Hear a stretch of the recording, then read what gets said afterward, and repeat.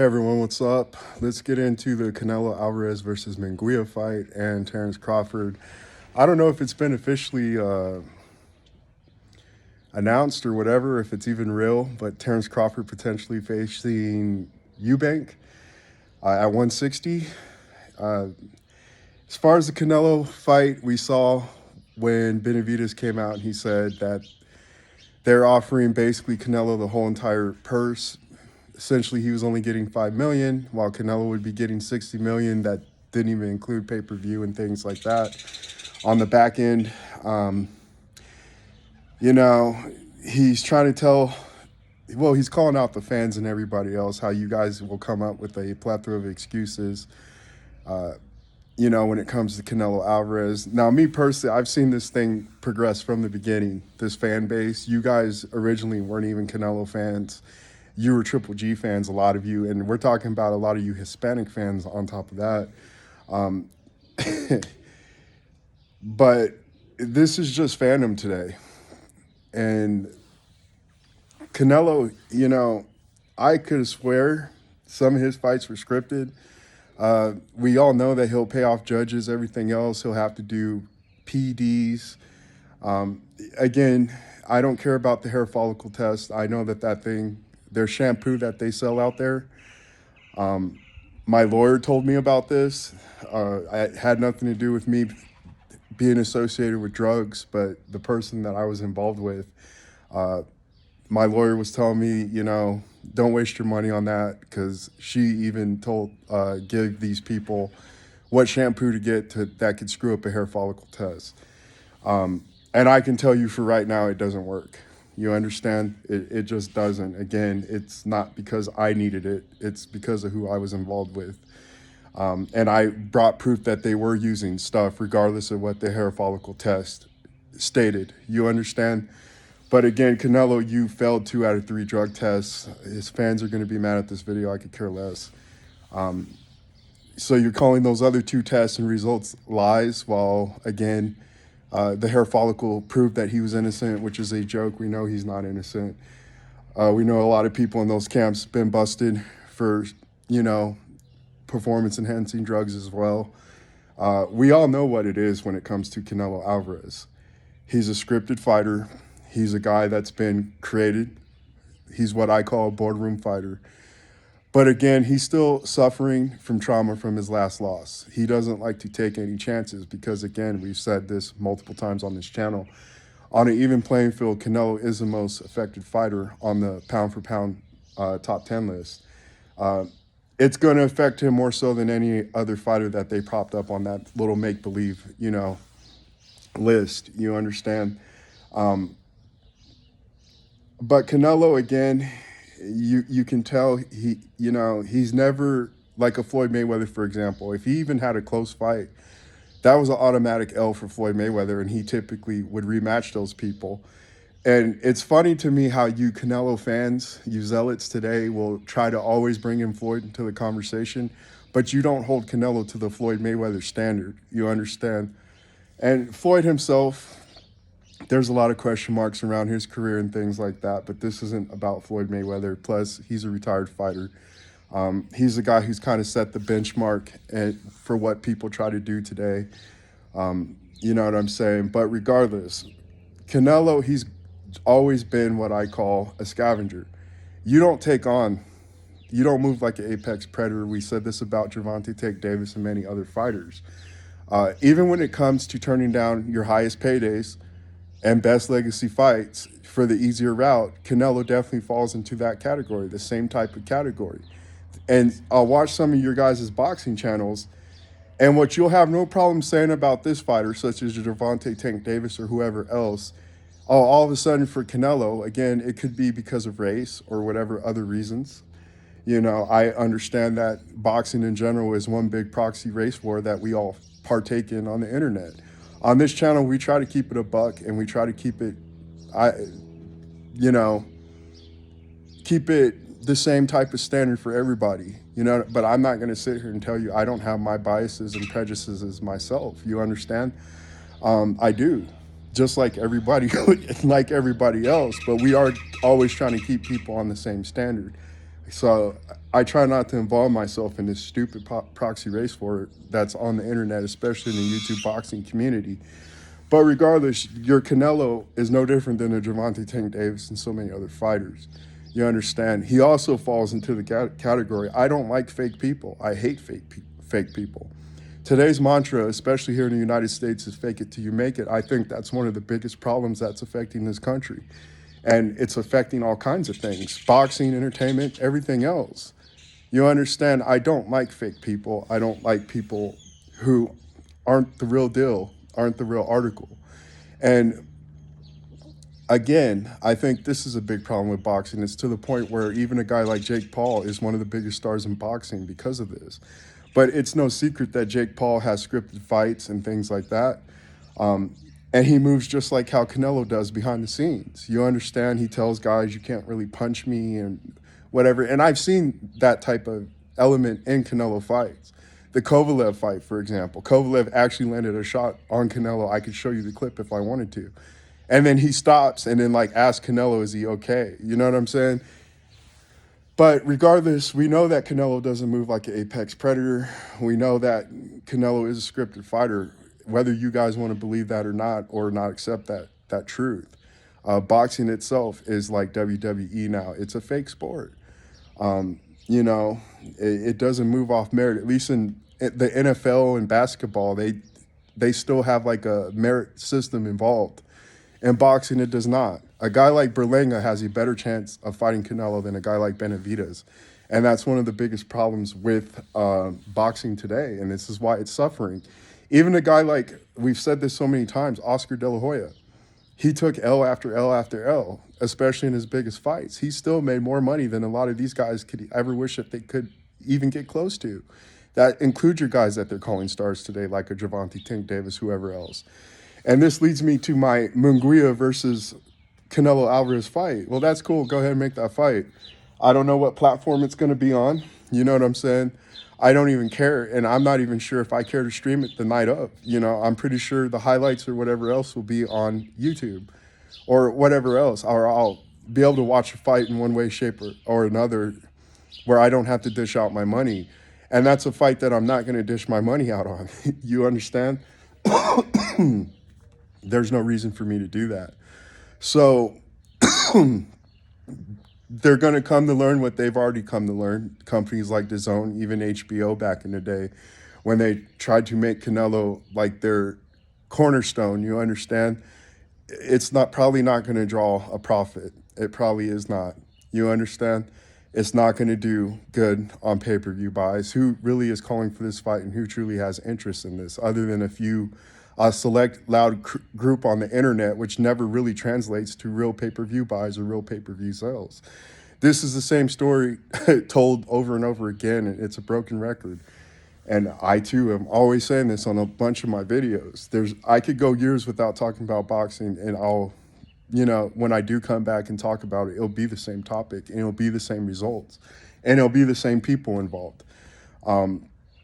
Whoever is headlining this fight, all the money that they're going to be wasting on this, they're going to understand, just like DAZN and everybody else in the past. Like, what are we doing? Is this really helping the sport? You know, UFC, say what you want about the UFC, whether their fighters are legit or not. You understand? We just saw, what's his name, get knocked out by Anthony Joshua. You know, to me, they're two different sports. If Anthony Joshua were to go in MMA, I'm pretty sure Francis would get him in MMA, you know.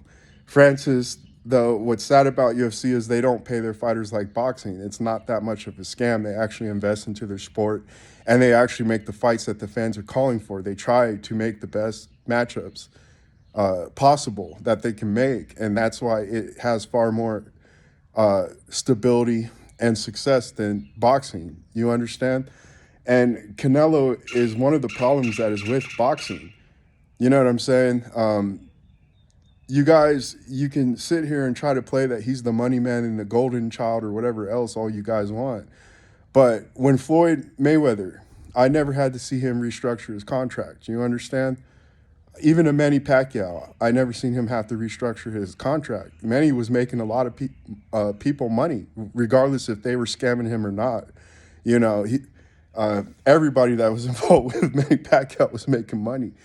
With Canelo Alvarez, this is just a big fake it till you make it scheme, and it's not helping the sport. And a fight like Munguia, again, doesn't really entice me to even care to even stream it the night of, like I just said. I'll catch the highlights and I'll see what's going on, but this is a fight where you're just dumping money into a money pit. And again, it's not going to reinvest itself back into the sport of boxing, and it's not going to allow the sport of boxing to grow. Now, as far as Terrence Crawford versus Eubank, and we'll bring up Canelo again real quick. We know that Canelo will jump weights and he'll do crazy things, on paper, it looks good, but when you actually look into the details, this is a guy that's even had to weight drain Rocky Fielding, who to me is a domestic level fighter in the UK. You understand? As far as I can tell, Terrence Crawford is not weight draining Eubank. You understand? It sounds like it's going to be legitly at 160. Again, I don't know the details. I don't even know if this fight's real, but it just goes to show you the character of a guy who's real versus a guy who's fake. You know what I'm saying? And the world will always, for some reason, they love what is fake and they hate what is the truth. And you see a guy like Terrence Crawford actually receive a lot more backlash than a guy like Canelo, a drug cheat, a guy that we know who cheats, who pays off the judges and everything else. You understand? Does everything possible to ensure victory before he even steps into the ring.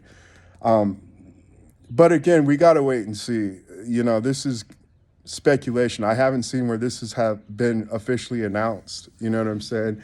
But it is a good move for Terrence Crawford. Again, you would have Canelo fans today praising Canelo to fight a guy like Yildirim, but they may talk crap about this fight. It's the right step of what Terrence Crawford needs to do, especially if he does want to secure that Canelo Alvarez fight. But Canelo, he's a scared fighter, just like so many scared fighters that are out there. He still may be too shook to fight a guy like Terrence Crawford. Me personally, I want to see the Benavidez fight. I think that Benavidez deserves a shot. And Benavidez, he's taking some criticism right now as well, but this is the nature of the sport, Guys are going to duck or try to stay away from fighters that they don't want. And in this case, I think we can't sit here and say that Benavidez, was trying to chase a big payday like some of these other guys, like a Calm Smith, again, who I knew was just there for a paycheck. The guy, while he was getting beat up, you know what I'm saying, would look up at the clock and see how much time is left in the round and things like that. You know what I'm saying? He was definitely there to lay down. And we've seen this with guys like Jermell Charlo as well, just laying down, praising Canelo during the press conferences, brown-nosing him and everything else. You can tell who wants the paycheck and who doesn't. I don't think Crawford wants the paycheck. And I think those type of aspects scare Canelo. And again, even though he's having a guy like Terrence Crawford move up to 168, I think he's still shook and scared at the probability because he knows he's facing a real fighter who's not, there for a paycheck and those type of things. And he's not going to lay down how Canelo's used to, I saw that Floyd Mayweather poked his nose in this as well. Why don't you fight Benavidez? Dude, you're asking Terrence Crawford to do something that you yourself wouldn't do, number one. And something that you wouldn't have your fighter Gervonta Tank Davis do. You understand? Your dude, Gervonta hasn't even fought a real fight yet. He fought a weight drain Ryan Garcia. You understand? That shows you the true confidence that these fighters and these promoters and whoever else who are backing these fighters have in their fighters. You know what I'm saying? You don't have real confidence in these guys. You're only willing to get in that ring, like I said, when you have guaranteed victory before you even step into that ring. And some of these guys, like a Canelo, like a Gervonta Tank Davis, still find ways to almost screw it up. If not, they do screw it up. You thought you were cherry picking Bivol, and you even paid the judges. You understand? They gave you the first 4 rounds, and you still couldn't pull out that victory. You understand? That means you couldn't win 3 rounds off your own merit to secure that victory versus Bivol. And like we said, you're kind of traumatized by your last L, and you're moving even more scary than you've moved ever in your career before. But a guy like Terrence Crawford again, and guys like Benavidez, those are guys, they want to make legacy. They want to meritly uh, earn their way to the top, through merit. They don't want these little handouts. They don't want these little make-believe games. Terrence Crawford's been putting to work. We've been seeing him spar bigger guys and things like that. And a guy like Canelo sees that, and I know that's just like, that doesn't make him truly confident about the situation, how that's going to turn out. And again, it was just like these PBC fans that we used to attack, and you guys are no different, you Canelo supporters that are just so zealot over this guy, coming up with these dumb excuses, and then again, you'll even try to compare him to Floyd Mayweather and things like that. Canelo is no Floyd, you know what I'm saying? Canelo's a nice little solid fighter, but he lacks true confidence. Again, he moves like it. He moves like a scavenger. He doesn't move like an apex predator. As far as this Crawford, again, Eubank fight, like I said, it'll be a nice little entertaining fight. It'll bring a lot of truth to the situation if this is something that Terrence Crawford can even do. If I were to put my money on a guy being able to accomplish what Terrence Crawford is trying to accomplish, of course, I would put it on Terrence Crawford. But again, from both sides of the equations, the zealot Terrence Crawford fans, this is going to, bring everybody to the truth. You know what I'm saying? And give us a more realistic idea if a Canelo fight or something like that he's trying to pursue, if it's even worth it to begin with.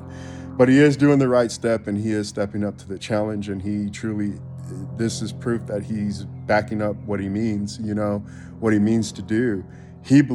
I know he believes he can beat Canelo. You know what I'm saying? He's not shook by no Canelo Alvarez, Eubank, I think, has a few inches on him. I think they have the same reach. I haven't checked the stats on this. I think Eubank is about 5'10", 5'11", and I think he has a 73-inch reach. Crawford, I believe, has a 73-inch reach. Maybe he has even more. I'm not sure. Crawford's built a little funny. You understand? Physically and mentally when it comes, when we're talking about that. He's a crazy competitor. So again, he's a guy who hasn't allowed, losing come into his mindset yet. A guy like Canelo has, you know what I'm saying?